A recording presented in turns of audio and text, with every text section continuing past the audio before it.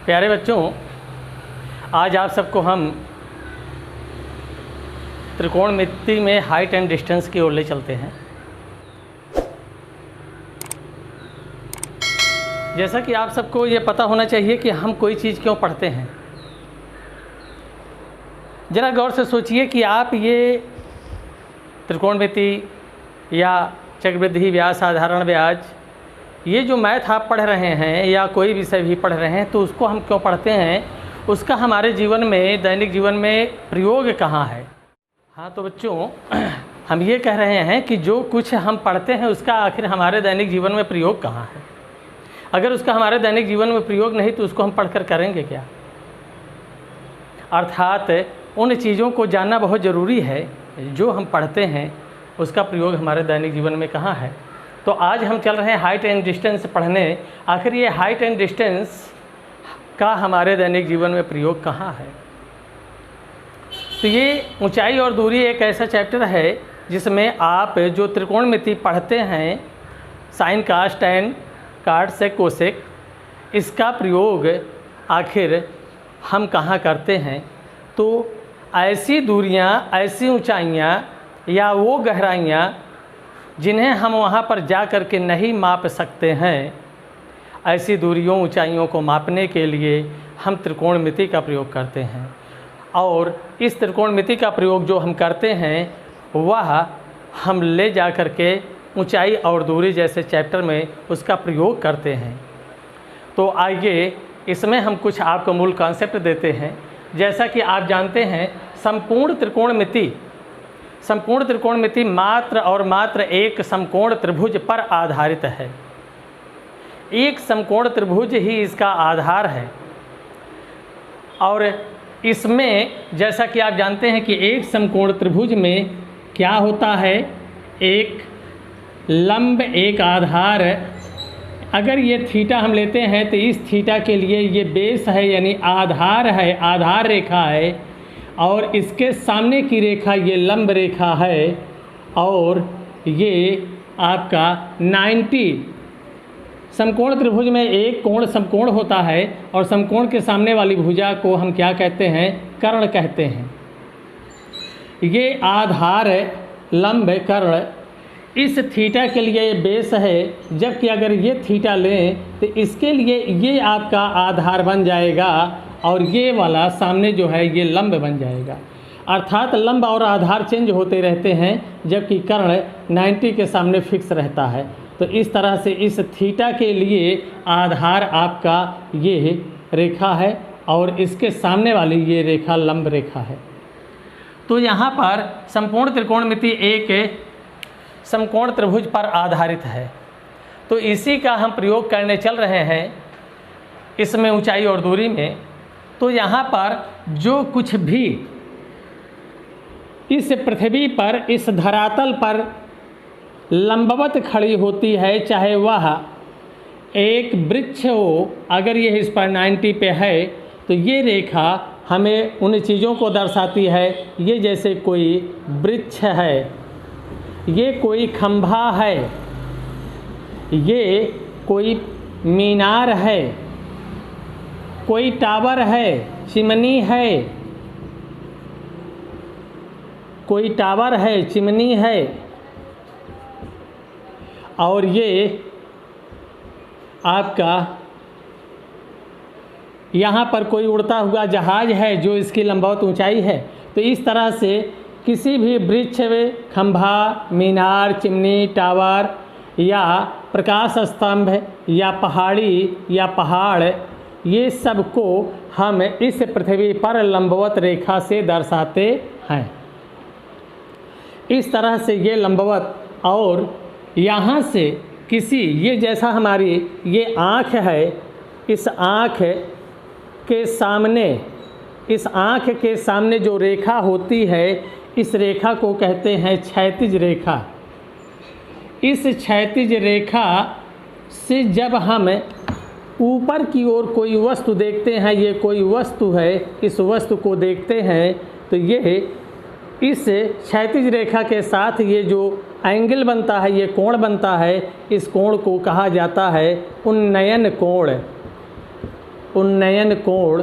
और जब हम इस क्षैतिज रेखा से नीचे किसी वस्तु को देखते हैं तो यह वस्तु है, तो यहाँ पर अगर हम देखते हैं तो ये जो नीचे की ओर देखने पर कोण बन रहा है इसे अवनमन कोण कहते हैं। इसे कभी कभी दूसरे शब्दों में उन्तांश भी कहा जाता है, उन्तांश, और इसे अवनत भी शब्द दिया जाता है।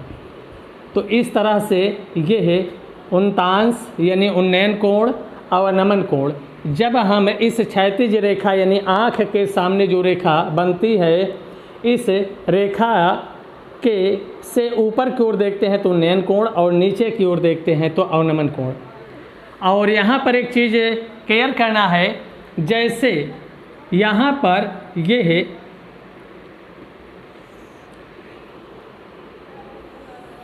कोई मीनार है और इस मीनार को हम यहाँ से देख रहे हैं तो ये ऊपर की ओर जो उन्नयन कोण बन रहा है ये कोण आपका उन्नयन कोण है। लेकिन अगर इस टॉप पर इस चोटी से अगर हम देखें मीनार की चोटी से तो यहाँ पर इसकी ये रेखा बन रही है और यहाँ से जब हम नीचे की ओर ये देखते हैं तो ये कोण और ये कोण, जैसा कि ये दोनों रेखाएं समांतर हैं तो अगर ये समांतर है तो ये तिर्यक रेखा काम करती है, तो ऐसे में ये एकांतर कोण होते हैं। और ये एकांतर कोण हमेशा कैसे होते हैं? बराबर। अगर ये थीटा है तो ये भी थीटा होगा, अगर ये 20 अंश है तो ये भी 20 अंश होगा, अगर ये 50 है, ये 60 अंश है तो ये भी 60 अंश होगा। क्यों? क्योंकि एकांतर कोण है। तो यहाँ पर ये आपको पता होना चाहिए कि जब दो समांतर रेखाओं को कोई तिर्यक रेखा काटती है तो यहाँ पर ये कोण और ये कोण एक दूसरे के एकांतर हैं और ये कोण एक दूसरे के एकांतर हैं। तो एकांतर का मतलब एक अंतर, एक इधर तो दूसरा इधर, एक ऊपर तो दूसरा नीचे, इस तरह से इसका एकांतर ये है, इसका एकांतर ये है और एकांतर कोण सदैव बराबर होते हैं।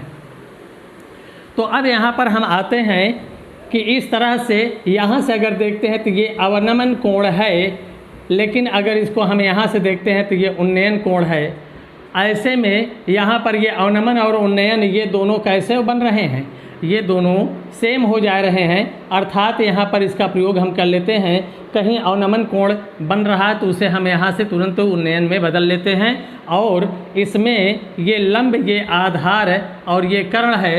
तो यहाँ पर ये कभी कभी ये कोई सीढ़ी हो सकती है, ये कोई सीढ़ी हो सकती है, या अगर ये खंभा है तो इसे सीधा रखने के लिए ये एक तार हो सकता है जो यहाँ पर आधार पर ले जा कर के कुछ दूर गाड़ दिया जाता है। तो ये सीढ़ी या एक तार हो सकता है, या यहाँ से कोई बच्चा पतंग उड़ा रहा तो ये पतंग की डोर हो सकती है, ये डोरी भी हो सकती है।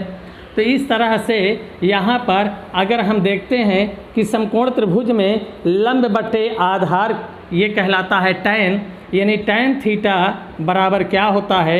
लंब बटे आधार। और ये लंब बटे आधार यहाँ पर इन दोनों भुजाओं के आपसी संबंध को दर्शाता है, जबकि लंब और कर्ण के संबंध को कौन दर्शाता है? साइन। तो इस तरह साइन थीटा बराबर लंब बटे कर्ण।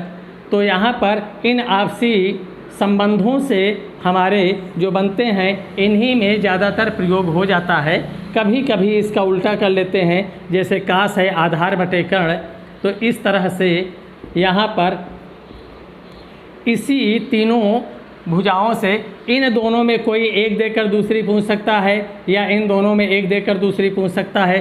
तो इसके लिए कुछ बेसिक चीज़ें, जैसा कि आप सारणी से मान इनका जानते हो कि ये 30 अंश है, 60 अंश है, 90।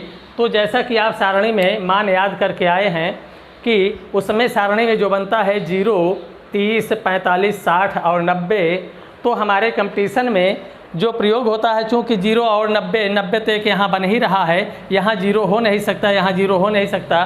तो ऐसे में ये जो है आपका जो भी प्रश्न बनाए जाते हैं वह बहुतायत संख्या में केवल और केवल 30, 45, 60 या 15, 30, 45, 60 पर ही बनाए जाते हैं। इससे आगे चलने पर हमारे मान जो है हम बगैर सारणी के उसे प्रयोग नहीं कर सकते, सारणी में हमें जाना पड़ता है, अर्थात उन मानों के लिए हमें दिक्कत होती है। इसीलिए कंपटीशन में प्रश्न बनाने वाले 95% क्वेश्चन जो देते हैं वह 30, 60, 45 पर ही देते हैं, या पूरक कोण में दे देते हैं कि एक कोण थीटा है तो दूसरा 90 माइनस थीटा है। तो ऐसी कंडीशंस में अब यहाँ पर थोड़ा से एक और हम बेस देना चाहते हैं। जैसा कि आप सारणी में याद रखते हैं कि अगर ये है साइन 30 है, हाँ तो आइए, जैसा कि यहाँ पर आप जानते हैं कि सारणी में tan 30 अंश का मान क्या होता है 1/√3। और चूँकि हमें पता है कि tan थीटा बराबर होता है लंब बटे आधार, यानी ये एक लंब है और ये क्या है आधार है। ऐसी कंडीशंस में यहाँ पर अगर यह कोण 30 अंश है तो 30 अंश के लिए अगर यह 1 है तो ये क्या होगा √3 हो जाएगा। और ऐसे में अब यहाँ पर अगर इसको देखें तो इसका ये स्क्वायर करेंगे ये 3 और इसका स्क्वायर 1 3 1 4 का वर्गमूल ये क्या हो जाएगा 2। अर्थात यहाँ पर अगर कोण ये 30 है तो ऐसी कंडीशंस में साइन 30 अंश का मान होता है यहाँ पर ये जैसे साइन थीटा, तो यहाँ पर 1/2 हो रहा है 1/2, अर्थात यहाँ पर ये एक लंब है तो यहाँ कर्ण कितना है 2 है। ऐसे में ये लंब और कर्ण जरा गौर कीजिए कि साइन 30 यानी 30 अंश पर कर्ण हमेशा लंब का 2 गुना होता है और ये आधार इसका √3 गुना होता है लंब का ये। और यहीं पर अगर हम दूसरी कंडीशंस में जाएं ये 60 अंश पर, तो ऐसी कंडीशंस में यहाँ अगर ये थीटा हमने 60 अंश लिया तो ये लंब आधार कर्ण, तो tan थीटा जैसा कि आपको पता है ये होता है लंब बटे आधार और tan 60 का मान क्या होता है √3। ऐसे में यहाँ अगर हमने tan 60 अंश लिया तो यहाँ पर ये √3 और ये है इसका बटे 1 कर सकते हैं। तो ऐसे में क्या हो रहा है कि ये लंब हमारा √3 है तो आधार क्या है 1 है, ये चीज़ यानी आधार 1 है तो ये क्या हो जाएगा √3। ऐसे में यहाँ पर ये क्या रहेगा ये 2 ही। अर्थात यहाँ पर अगर आप देखें तो कास 60 का मान क्या होता है 1/2 और ये कास थीटा बराबर क्या होता है आधार बटे कर्ण। ऐसे में यहाँ पर अगर आधार 1 है तो कर्ण कितना है 2 है। ये इतनी चीज़ें जो आपकी हैं यहीं पर सारा सब कुछ है प्रश्न तीव्र गति से बन करके आता है। अब यहाँ पर इससे समझ लेने से तुरंत यहाँ पर ये रेशियो बन जाता है कि अगर 30 अंश है, अगर यहाँ पर 30 अंश की वैल्यू हम लेते हैं तो यहाँ पर अगर ये हम देखते हैं कि साइन 30 अंश, यहाँ पर ये 30 अंश पे साइन कास tan, या आप पाएंगे ये हमारा 30 पर लंब आधार और कर्ण। तो यहाँ पर 30 पर क्या है लंब हमारा 1 है, आधार हमारा √3 है, कर्ण क्या है 2। इनका ये रेशियो बन रहा है। ये किस पर बन रहा है 30 अंश पर, जबकि 60 अंश पर ये रेशियो क्या बन रहा है ये आपका √3 है और ये 1 है तो ये क्या है आपका 2 है। तो ये चीज़ें इन्हीं में से आपका 30-60 पर और 45 अंश पर जैसा कि आप जानते हो 45 पर लंब और आधार दोनों बराबर होते हैं, यानी लंब 1 है तो आधार भी 1 होगा। ऐसे में कर्ण क्या हो जाएगा √2 हो जाएगा। तो इस तरह से ये 30, 60, 45 ये बहुत इम्पॉर्टेंट चीज़ है। इसको बेस में हम ले जाकर इसलिए समझा रहे हैं कि इसको जानते रहिए कि ऐसा क्यों हो रहा है, क्योंकि हम ऐसा प्रयोग नहीं करवाएंगे बल्कि इसका और फास्ट करा देंगे कि आप सीधे सीधे इसको देखेंगे और उत्तर मारते जाएंगे। तो कितना फास्ट आप कर सकते हैं इन सब में थोड़ा थोड़ा आपको उलझना पड़ेगा और हल करना पड़ेगा, लिखना पड़ेगा, जबकि इसी पर हम पॉइंट आउट करके आपको देंगे और सीधे आप उत्तर ले लेंगे। तो ये आपका इम्पॉर्टेंट चीज़ है कि ऐसे में अगर लंब 1 है तो आधार √3 होगा, कर्ण क्या होगा 2 होगा। यानी कर्ण का आधा लंब, जबकि यहाँ पर कर्ण का आधा आधार हो रहा है।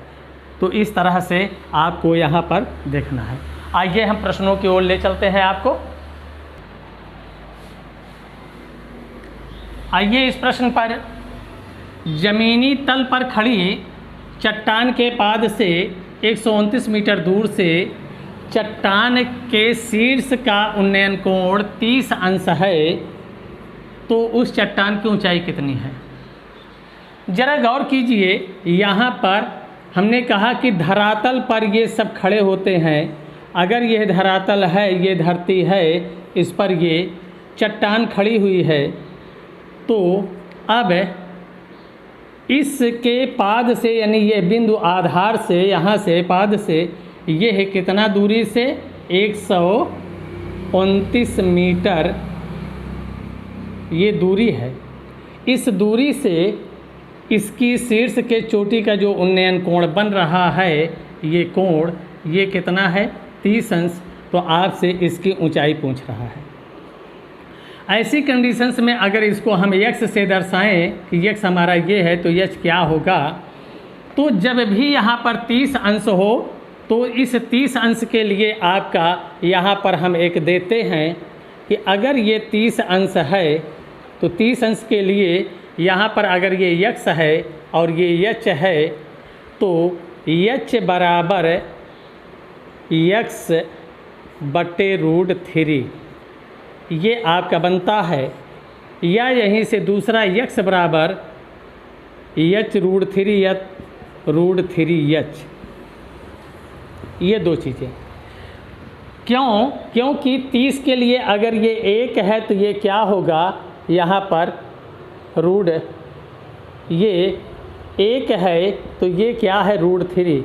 ऐसे में 1 बटे √3 हो जाएगा, यानी यहाँ पर x बटे √3। तो इस तरह से h अपान x बराबर 1/√3।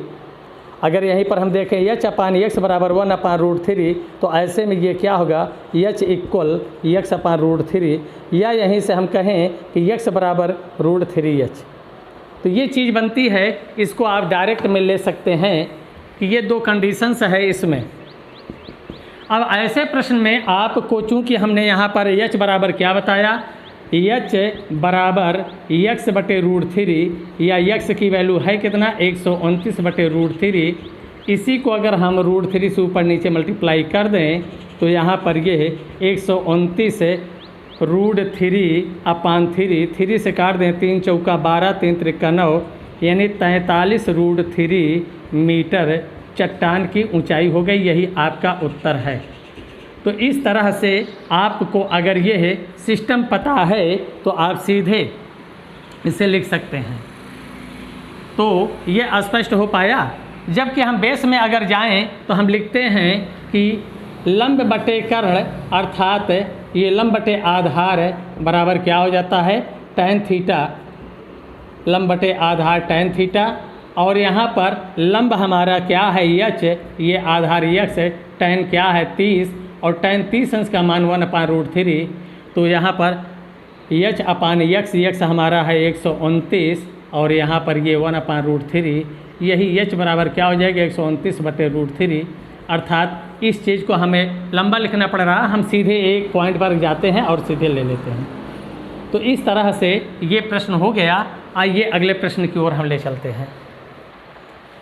आइए इस प्रश्न पे हम चलते हैं। किसी समतल भूमि पर बिंदु P से मीनार के शीर्ष का उन्नयन कोण 30 अंश है। यदि मीनार 100 मीटर ऊंची हो, तो मीनार के तल से बिंदु P की दूरी कितनी है? अब प्रश्न के अनुसार ये एक मीनार है जो धरातल पर है। इसी धरातल पर, इसी ज़मीन पर एक बिंदु क्या है? P है। इस P बिंदु से इस मीनार के शीर्ष का जो उन्नयन कोण बन रहा है वो 30 अंश है, और यह मीनार, ये बिंदु P है। अगर ये मीनार हमारी AB है, और यहाँ पर इसकी ऊंचाई कितना दे दिया है? 100 मीटर। ये 100 मीटर है। आपसे इस तल से इस बिंदु P की दूरी पूछ रहा है, जिसे हम x मान लेते हैं। ये तो ऐसी कंडीशंस में x है, h है, यहाँ 30 है, तो हमने 30 पर आपको क्या बताया है, x बराबर √3h, यानी यहाँ पर हो जाएगा x बराबर √3h या h √3, और h की वैल्यू क्या है 100 √3, आपका उत्तर हो गया इतने मीटर।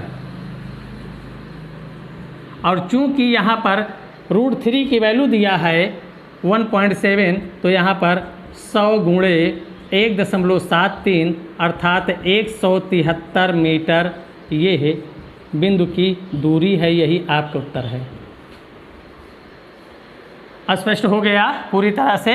अगर इसको आप माइंड में रखते हैं तो 30 अंश पे h बराबर x/√3 और x बराबर √3h, इसमें से दो में से कोई एक देकर दूसरा पूछ सकता है, तो आप इसका प्रयोग कर सकते हैं। आइए अगले प्रश्न की ओर।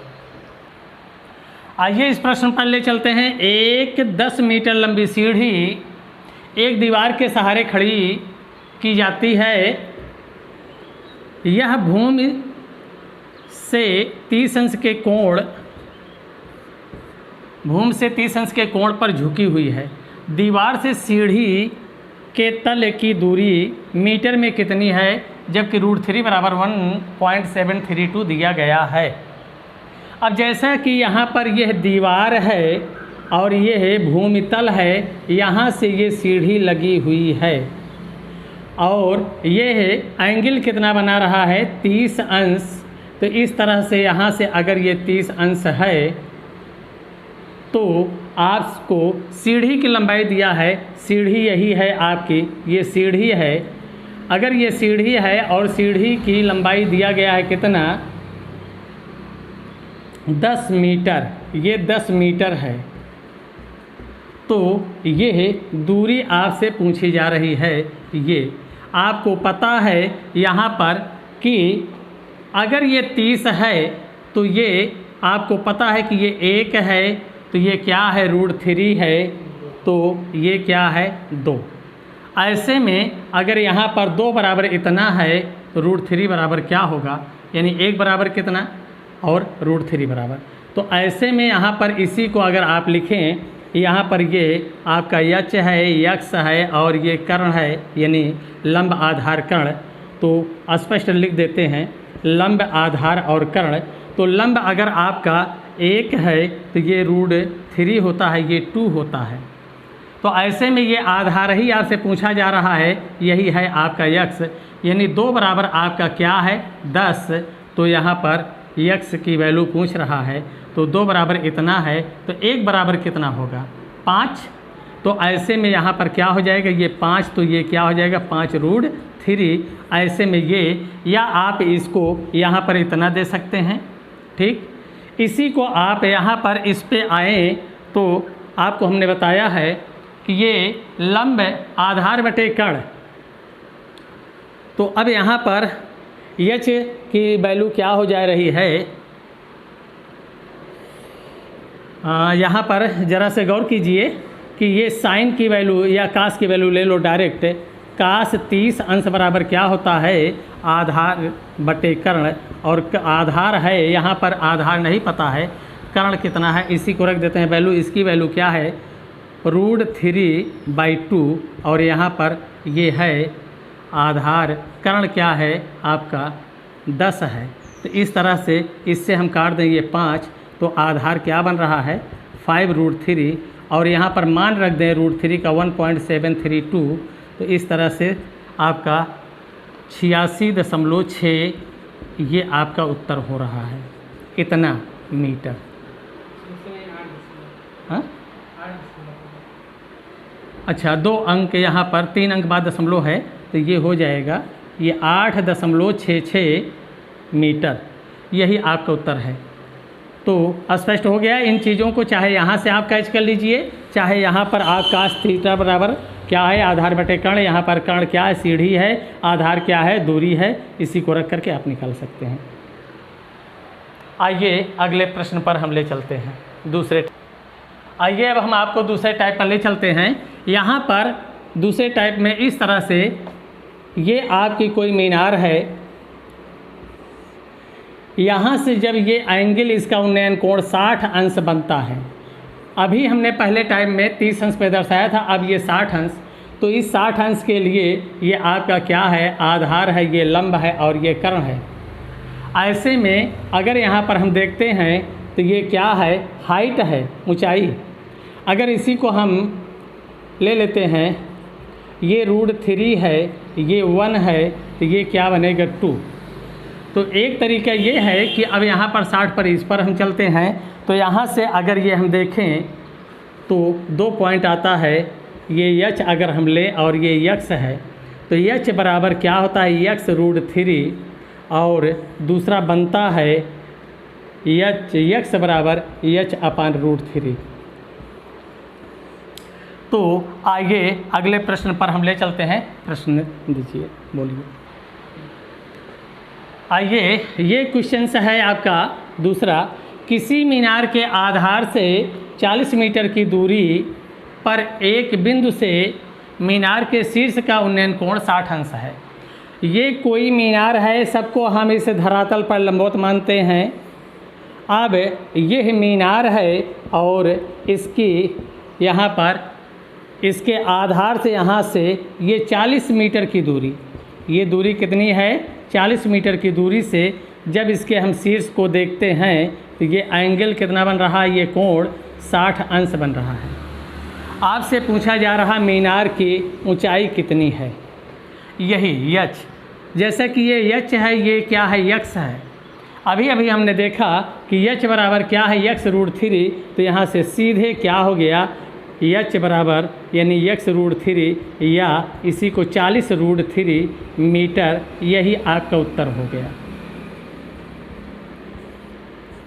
अगर इसे आप रखते हैं, अगर यहीं पर ऊंचाई दे करके आधार से ये दूरी पूछा होता तो हम ये वाला लगा लेते हैं, x बराबर h/√3। तो इस तरह से ये आपका आंसर बहुत तीव्र गति से आ जाता है।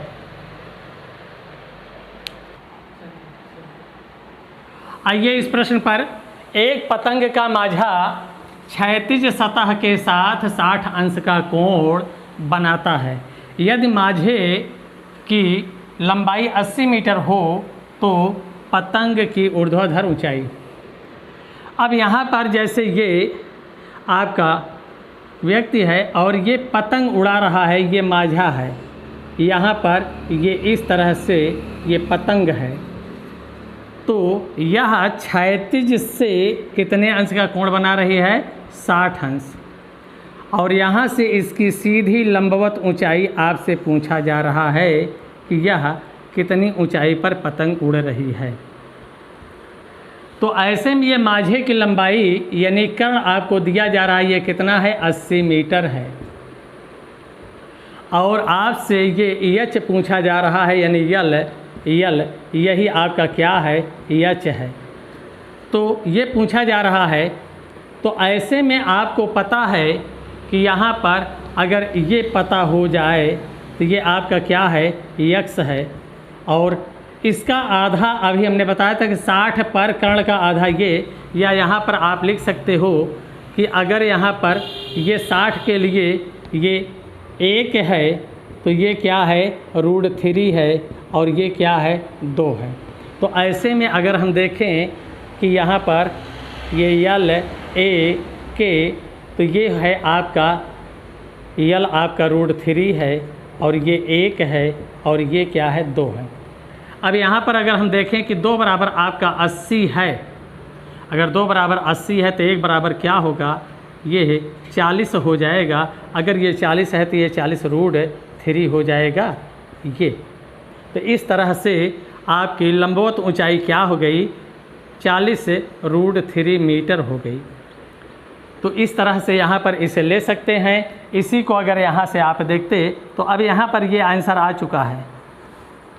इसमें आप जाते हैं तो 3 में से कोई भी 2 दे करके, 1 दे करके पूछे तो आप दोनों को निकाल सकते हैं बहुत तीव्र गति से। यही आपका उत्तर हो जाता है।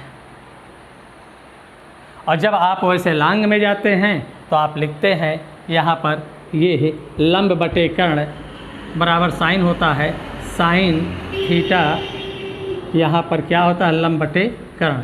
और अगर ये थीटा आपका क्या है, ये 60 अंश, तो साइन 60 अंश बराबर क्या होगा, लंब हमारा नहीं पता है लेकिन कर्ण यहाँ 80 है, इसकी साइन 60 की वैल्यू होती है √3/2 बराबर यल अपान यल 80, 2 से इसको काट दिए 40, अर्थात यल बराबर 40√3, ये आपका उत्तर हो जाता है। तो इस तरह से आप लांग में जाते हैं और इसे यहाँ पर सीधे ले लेते हैं। आइए अगले प्रश्न की ओर बढ़ते हैं। आइए इस प्रश्न में हम ले चलते हैं। प्रश्न कह रहा है कि आंधी के कारण एक वृक्ष का ऊपरी भाग टूटकर अपने पाद से 20 मीटर की दूरी पर जमीन के साथ 60 अंश का कोण बनाता है। वृक्ष की टूटने से पहले कुल ऊंचाई कितनी थी? टूटने से पहले कुल ऊंचाई कितनी थी? अब हम यहाँ पर देखते हैं कि ये टूटने से पहले ये पूरा एक वृक्ष था जो धरातल पर खड़ा था। अब ऐसे में आंधी के कारण यह वृक्ष का कुछ पार्ट यहाँ से ऐसे टूटा और यह पार्ट टूट करके इधर आ लगा इस तरह से। अर्थात यहाँ पर समझने की बात तो ये है कि जितना ये है उतना ही ये है, दोनों बराबर है।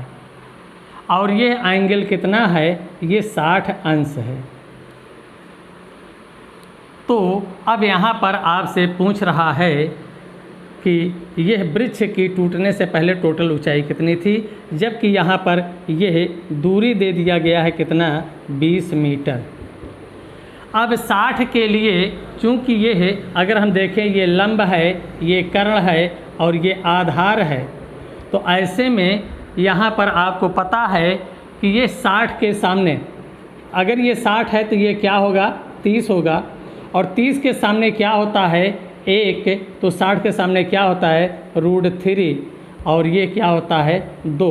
ऐसे में अगर यहाँ पर हम देखें कि ये यल ए के, तो यहाँ पर 60 के लिए क्या है, ये 30 के सामने 1 और ये आधार, अब ये आपका √3 है और ये क्या है आपका 2। ऐसे में अगर हम देखें कि ये है जो हमारी वैल्यू 1 है, 1 किसके बराबर है, 20 के, तो यहाँ पर 2, ये क्या हो जाएगा, 20 √3 हो जाएगा, और ये क्या हो जाएगा, 20 दूना 40, अर्थात ये कर्ण और ये लंब दोनों का योग ही क्या है, जितना ये है उतना ही ये है।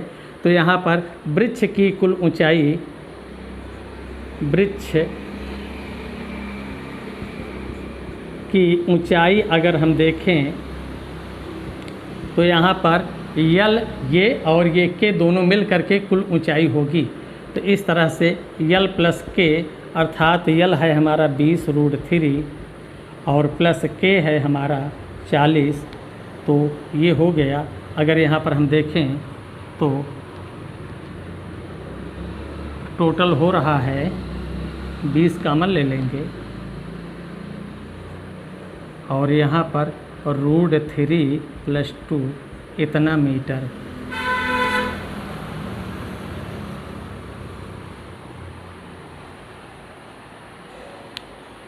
तो इस तरह से यहाँ पर ये आपका आंसर आ रहा है, वृक्ष की कुल ऊंचाई। ओके करा। अच्छा, तो अब यहाँ पर ये चीज़ें आप समझ पा रहे हैं। अगर ये हमारा 20 है तो 60 पर क्या होता है, काश की वैल्यू 1/2, ये क्या हो जाएगा 20 दूना 40 और ये क्या होगा 20 √3।